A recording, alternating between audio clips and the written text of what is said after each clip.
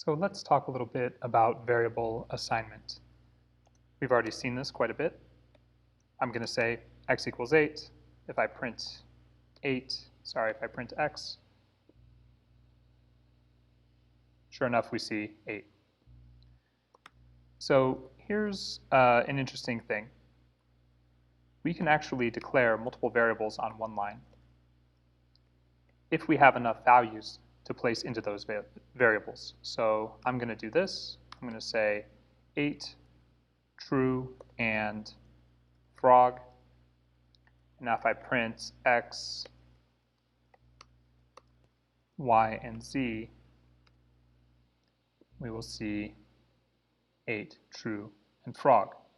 So these just have to line up, right? So the first, second, and third has to line up with the first, second, and third value, right?